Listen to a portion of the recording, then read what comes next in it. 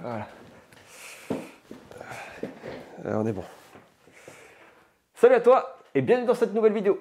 Aujourd'hui, on se retrouve dans le bureau et on va faire un petit peu de conception. La conception, c'est une étape extrêmement importante parce que ça permet d'avoir les idées claires quand on arrive dans l'atelier et d'avoir un projet qui coule. Les étapes s'enchaînent, on sait où on va et bien souvent, ça fait des projets qui sont beaucoup plus réussis que des projets qui sont faits sans conception. Mais aujourd'hui, on ne va pas faire ça sur SketchUp comme d'habitude, on va faire ça sur papier. Parce que oui, c'est possible. Pendant la préparation de ce projet, je vous partagerai toutes mes astuces de dessin qui me permettent d'avoir quelque chose de suffisamment fonctionnel pour réaliser mes projets. Donc je vous invite à bien rester jusqu'au bout pour voir l'intégralité des astuces.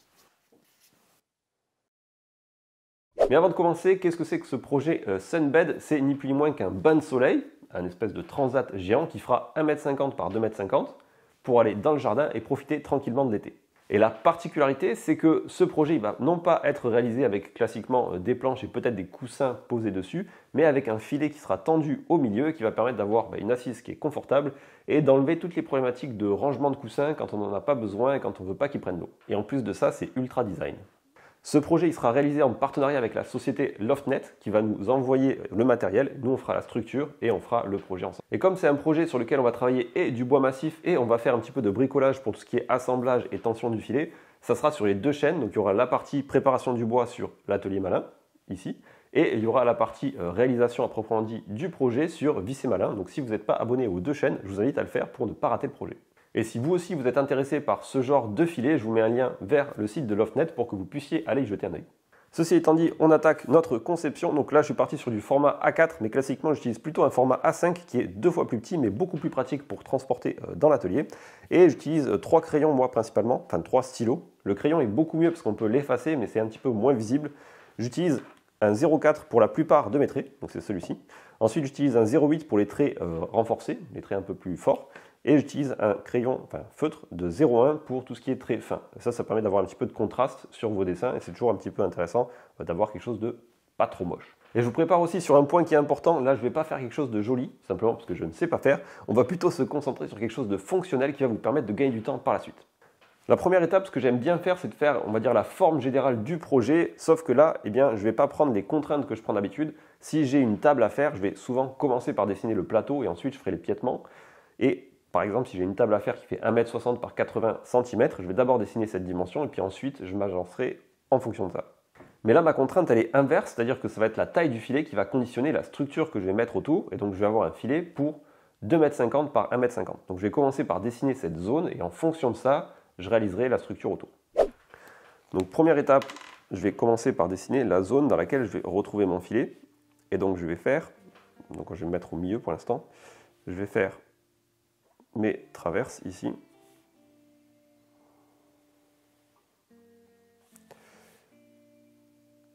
Et je vais faire ma structure en fonction des dimensions du projet. Alors, petit élément complémentaire, vous constatez que pour tracer mes traits, je ne déplace pas mon poignet, mais je déplace tout mon avant-bras. Et ça permet d'être beaucoup plus précis et d'avoir des traits qui sont beaucoup plus droits que si on fait simplement avec le poignet.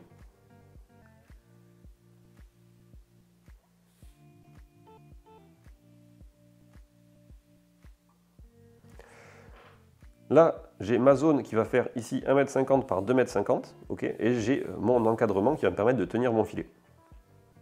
La structure que je vais utiliser, on m'a préconisé, pour avoir un maximum de résistance, de faire ça avec des sections de 200 mm par 100 mm, ce qui est quand même très conséquent et ce qui ne sera pas facilement manipulable. Donc je vais réduire un petit peu l'ensemble en partant sur du plutôt 100 mm par 120, donc du 10 par 12, que je préparais avec la dégauchisseuse, histoire d'avoir quelque chose de bien droit. Comme ça va être pour l'extérieur, idéalement j'aimerais un bois un peu exotique, mais au niveau budget on verra ce qui passe. Donc si j'y arrive, je prendrai genre de l'Iroko, sinon on prendra du pin classe 4. Mais bon, on verra ce qu'on trouve.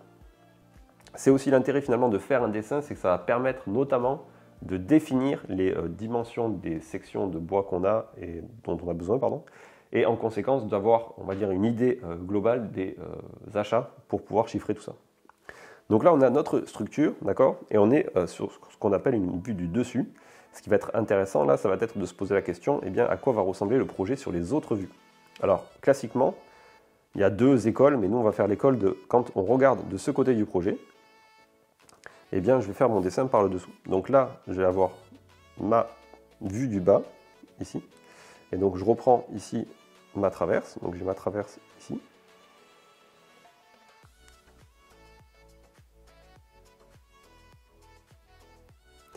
Je vais avoir ici deux pieds qui vont venir descendre comme ceci.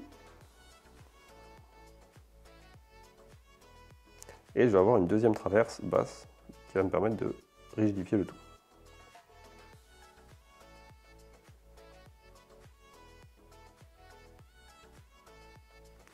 Donc là j'ai ma vue du dessous. Et de la même manière je vais pouvoir faire une vue ici du côté. Donc qui serait une vue par de ce côté là. Et donc j'ai ici ma traverse là. Que je peux reprendre. Donc là vous constatez que mes traits ne sont pas très droits, mais c'est pas trop pénalisant pour l'ensemble, vous allez voir. De la même manière, je vais pouvoir dessiner mon pied.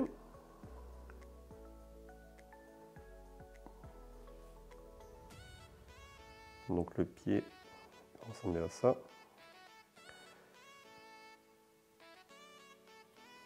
Même chose ici. Et on va avoir une traverse que je vais positionner au centre ici. Là. Alors pourquoi j'ai cette idée? C'est parce que là j'ai quand même 2,50 m de longueur à mettre. Donc je pourrais très bien faire une espèce de cube avec des traverses sur la partie basse aussi. Sauf que si je fais ça, eh bien ça va me rajouter une traverse en plus, ce qui va être quand même onéreux. Donc plus on réduit le volume de bois, mieux c'est. Donc là je me retrouve avec une traverse qui est centrale, mais avec la vue du côté, eh bien on se la retrouve ici. Donc cette traverse centrale, on peut la remettre à ce niveau-là. Parce que comme ici, on n'a rien sur le dessus, ça va rester visible.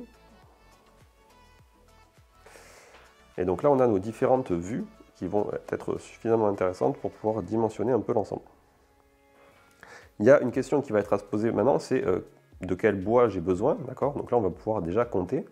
Et on peut voir que par exemple, pour la fiche de débit, on aura 1, 2, 3, 4 traverses courtes, on aura 1, 2, 3 traverses longues et on aura 4 pieds qui nous permettra de remonter le tout. Pour mettre un petit peu de contexte, là on va pouvoir dire que ça c'est la vue A, ça va être la vue B, et là on aurait la vue C. Ok. Et avec ça on va pouvoir dimensionner et faire déjà une fiche de débit, ce qui est assez cool. Vous voyez que ça n'a pas pris beaucoup de temps, par contre ça nous a déjà permis de dessiner le gros du projet. Par contre il y a un truc qui manque, c'est comment on va faire les assemblages, et ça c'est une réflexion qu'on peut avoir maintenant.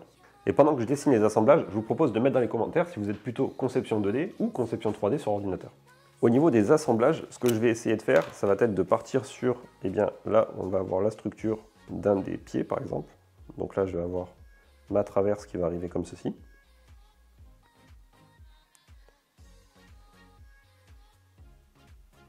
Hop. Je vais avoir la traverse longue qui va arriver ici. Je pense que je vais assembler les deux ici avec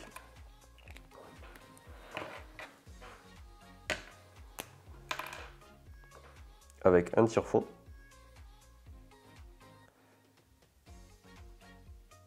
Qui rentrera à l'intérieur. Tire-fond que je vais noyer dans une chapelle. Et ça va me permettre donc d'avoir un système de solidarisation entre la traverse longue ici et la traverse courte.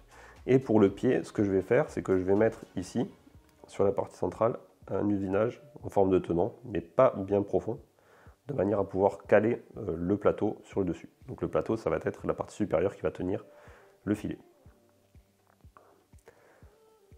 Si on fait une vue du dessous, eh bien on va pouvoir se retrouver de la même manière avec mon pied qui va être ici. Tac.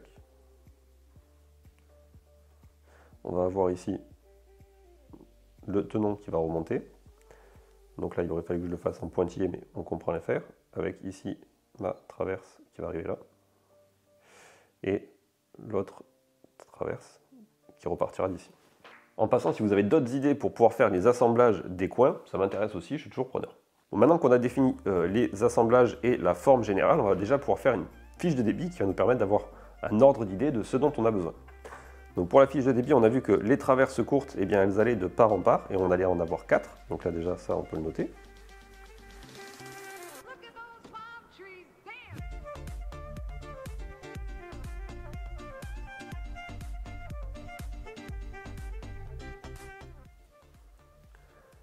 on en a 4. Elles font du coup, ici on a dit que ça devait faire toute la largeur et qu'on allait avoir ce système d'assemblage. Donc comme moi je veux 2,50 m sur la partie centrale et que je veux de chaque côté, on a dit 10 et 10, il faut que j'ai une dimension finie de 2070 et on va garder les classiques 100 par 120. Okay. Ensuite on va avoir les traverses longues.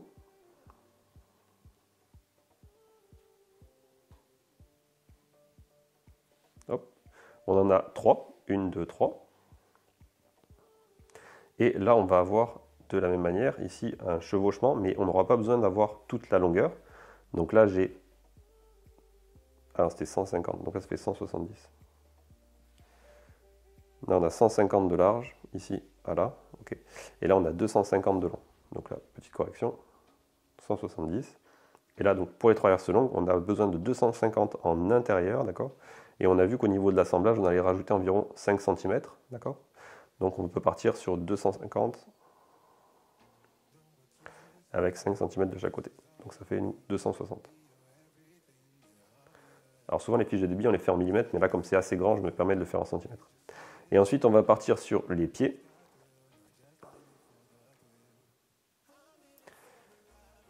Les pieds, de la même manière, on va en avoir 4. Ok.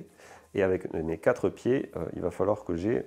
Alors ça, je ne l'ai pas encore défini, il faudrait que je fasse quelques tests, mais je pense que ça fera dans les 45 de hauteur. Ok. Comme là, on a vu que ici, on allait avoir besoin d'un petit tenon. On peut prendre un peu du gras, quoi, mais on peut déjà enlever 5 cm de chaque côté, avec 45 de haut.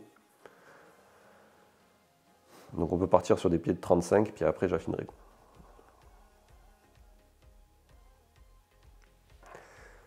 Et avec ça déjà, eh bien, vous voyez qu'on peut dimensionner notre projet, puisque là j'ai mes différentes longueurs. Il suffit que j'additionne le tout pour avoir, on va dire, une longueur brute, une longueur nette de matériel qu'il faut que j'achète, avec la section de 100 par 120 mm. Je vous partage une astuce par rapport à ça, c'est qu'il ne faut pas se contenter simplement de prendre les longueurs, de les additionner et de se dire du coup il me faut par exemple 12 mètres linéaires de planches, simplement parce que le risque c'est d'avoir besoin de planches qui ne soient pas coupées. Et donc là dans mon cas, si par exemple j'ai des planches de 3 mètres qui sont à disposition, des traverses de 3 mètres, et bien là je peux en faire une seule traverse longue, d'accord. Je vais pouvoir faire aussi une seule traverse courte à l'intérieur, et donc vous vous rendez compte que par exemple, si j'ai des longueurs de 3 mètres qui sont disponibles, il m'en faudra à minima 7 pour faire mon ensemble. Donc je vais avoir beaucoup de chutes. Alors que si j'avais des traverses de 10 mètres par exemple, eh bien peut-être que j'en aurais eu besoin de beaucoup moins de bois, et là j'aurais eu sûrement beaucoup moins de chutes, mais bon, 10 mètres c'est beaucoup plus compliqué à avoir quelque chose de droit et de livré. Maintenant qu'on a fait le dessin en 2D, je vous propose de travailler un petit peu le dessin 3D, histoire d'avoir déjà un rendu suffisamment réel pour qu'on se projette dans le projet. Et c'est parti, la première étape ça va être de définir comment on va faire notre dessin. Il y a deux grandes écoles, on va dire ceux avec les points de fuite et ceux isométriques. Et moi je vais grandement préférer tout ce qui va être plus régulier. Les points de fuite ça permet d'avoir une vraie perspective, mais c'est pas très représentatif parce qu'on a l'impression que le projet est déformé. Donc on va plutôt essayer de faire quelque chose de plus régulier avec des traits très parallèles. Bien sûr, l'idéal, ça va être de le faire avec la règle, mais bien souvent, c'est beaucoup plus chronophage. Et là, l'idée, c'est de faire un croquis. On est dans l'étape du brouillon, donc on va faire ça à main levée. Donc, première étape, je vais dessiner la partie basse, la partie courte, et on va commencer ici par faire la première traverse, avec ici le pied, le deuxième pied, et la deuxième traverse. Et donc là, l'idée, c'est que les traits verticaux seront parallèles entre eux, et les traits ici horizontaux seront aussi parallèles entre eux. Donc là je vais pouvoir dessiner ici déjà la traverse.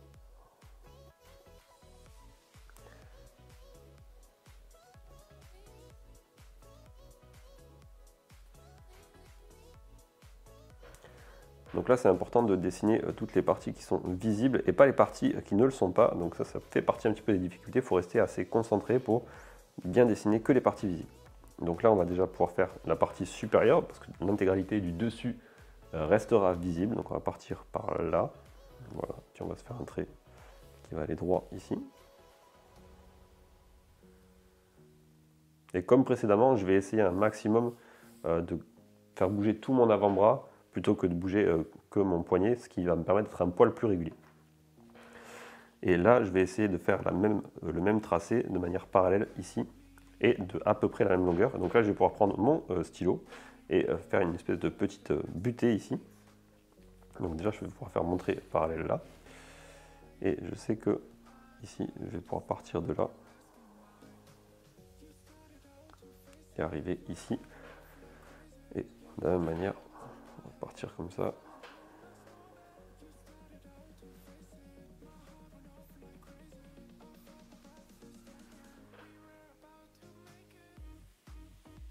Ok. Donc là, j'ai la partie supérieure, et sur la partie supérieure, j'ai mes traverses longues qui sont visibles. Je ne vais pas faire les assemblages, mais on aura déjà mes zones visibles. Ok. Là, pareil.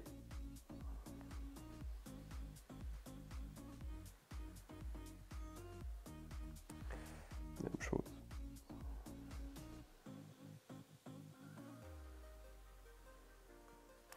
Toujours dans les parties visibles, je vais avoir le pied, donc là il faut qu'il fasse à peu près la même longueur. Et là, attention, il n'y a pas de traverse sur cette zone, donc je vais pouvoir dessiner la fin de mon pied ici. Qui va se fermer là. Et même chose ici.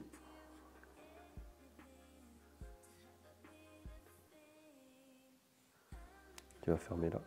Et là, le pied il va se projeter avec la traverse qui va venir de l'autre côté. Donc là, je vais avoir cette traverse qui sera aussi visible, puisque là, c'est transparent. Là, je vais avoir la traverse du haut qui va venir traverser. Là, celle-là, j'aurais pu la dessiner.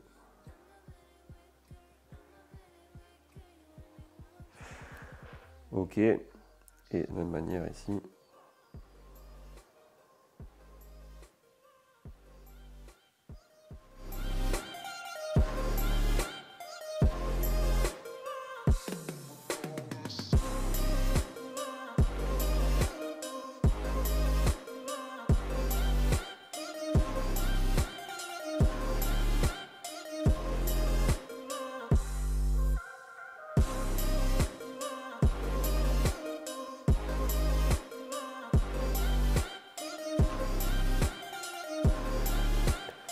Donc là, il va y avoir la traverse centrale. Donc là, il faut commencer à la réfléchir dès à présent. Donc on veut partir du milieu. Donc là, encore une fois, on est à peu près. Et il faut qu'on arrive à peu près ici au milieu. Donc par là. Donc on va pouvoir tracer notre trait ici.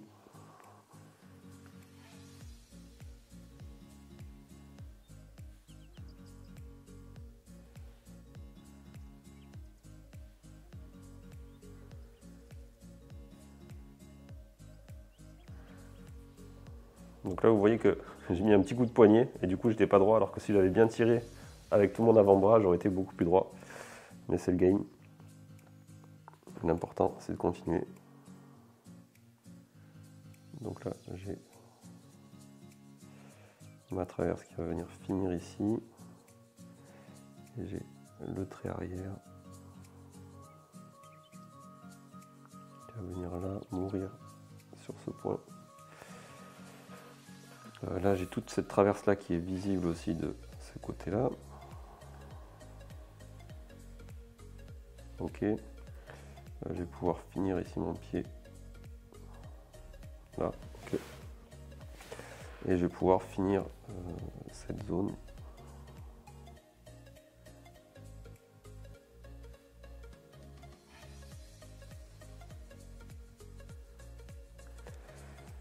Et il me reste un trait.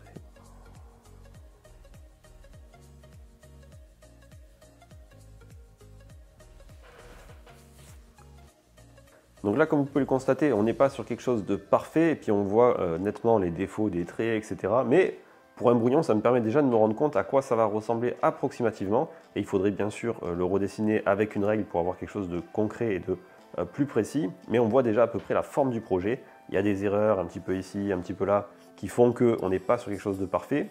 Mais c'est pas ça l'objectif. L'objectif, c'est d'avoir un état général de ce qu'on va faire. Et surtout, là, ça m'a pris moins de 5 minutes pour faire l'ensemble, ce qui est vraiment un gain de temps, puisque déjà, j'ai des idées qui sont beaucoup plus claires qu'avant que je commence à mettre en place ce petit dessin. Donc maintenant qu'on a fait tout ça, il y a un élément qui me vient, c'est qu'il n'y a aucun élément de contreventement sur le projet. C'est-à-dire que si j'ai une petite faiblesse sur un de mes assemblages, eh bien j'ai mon ensemble qui risque de bouger comme ça. Donc il va falloir que j'en positionne ci et là. Et je pense que dans ces zones ici, là, ça va être intéressant de mettre des jambes de renfort qui vont me permettre d'éviter d'avoir des mouvements. Même si j'ai des beaux assemblages avec des beaux tire-fonds, il y a fort à parier que ce soit intéressant d'avoir des jambes. Et ce sera aussi, en le disant j'y pense, l'occasion de réutiliser les chutes, puisque là il y a fort à parier qu'avec les dimensions dont j'ai besoin, si je veux avoir des sections uniques, enfin des longueurs complètes, il va falloir absolument que j'ai des bois qui soient relativement longs et je vais avoir des chutes importantes. Donc ça va me permettre de mettre des jambes de renfort ici sur les quatre coins.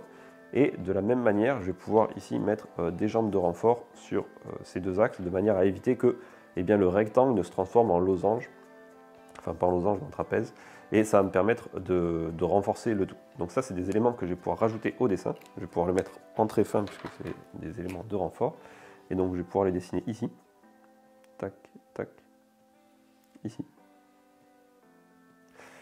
Et de la même manière, je vais pouvoir en positionner peut-être là, et surtout ici, pour garder quelque chose de rectangulaire.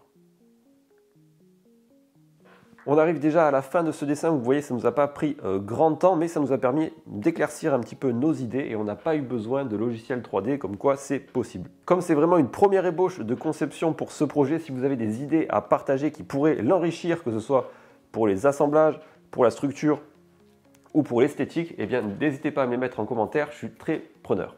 J'espère que vous avez aimé cette vidéo. Si c'est le cas, n'hésitez pas à liker celle-ci et à vous abonner pour voir le reste du projet. Et si vous voulez avoir des plans en 3D cette fois-ci ou en PDF, je vous mets un lien en dessous de cette vidéo. En vous inscrivant, vous allez recevoir plus de 40 plans de quoi meubler toute votre maison. Je vous souhaite des super projets. On va se retrouver la semaine prochaine où on va parler d'impression 3D. Comme j'ai un petit peu mal à la patte, on va repousser tout ce qui est projet dans l'atelier et on va essayer de se pencher sur la question de comment remettre en service une imprimante 3D qui n'a pas fonctionné depuis quelques années déjà. Donc je vous dis à la semaine prochaine. D'ici là, faites des choses de vos mains, amusez-vous bien et puis à très vite.